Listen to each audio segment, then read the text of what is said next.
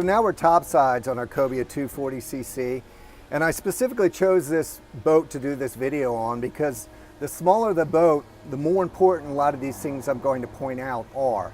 You have limited real estate to work with on a smaller boat, and the trade-offs get bigger and bigger.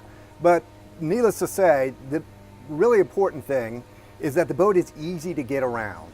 And when I say that, I mean in terms of wide walkways, easy to move around the entire boat and do things that you would normally do on a daily basis when you're out fishing or in seas. If the boat is difficult to walk around in a boat show, if you're finding yourself having to go through pinch spaces or something like that, it's going to be 5 times more difficult when you're on the water because you're going to be pitching around and that sort of thing. So really, as we go around this boat and do this video, and as you look at boats to determine what boats work for you, make sure you can walk around really easily in the boat. A big part of that is not having any steps or awkward places to navigate or move around in the boat. A lot of times companies will have steps up here going to the forward deck area. That's a step that you have to make as you come up to the deck. Keep in mind that in a boat, a lot of times you'll need to move around quickly, whether it's around the dock to catch lines or if you're fishing or something like that. So you need to be able to move around without worrying about missteps or things getting in the way.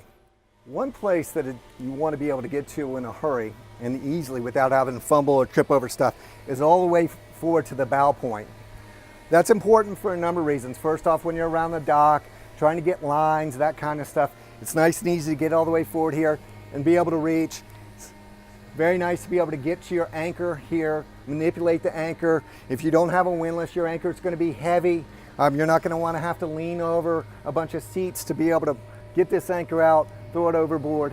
Also, if you're fishing, it's very nice if a fish does take off for the horizon, and if you do need to change it, to be able to come all the way forward here and be able to fight that fish out in front of you, as opposed to if you have a boat with a full U-shaped seating here, you can't get to all these places because you have to get up on this deck area here. What's really nice about the Cobia is it's convertible here.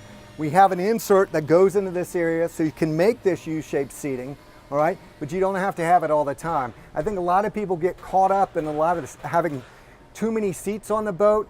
This seat right here does not get used much, and I'll tell you why. It's because people don't like riding sitting backwards on a seat, okay? They like to be able to look forward. This point of the arrows and this point of the boat is a narrow pinch point area. It doesn't have enough room usually for somebody to sit sideways and look forward, so they're gonna have to sit backwards. So it's a valuable space to eat up with a seat that's not gonna be used very often.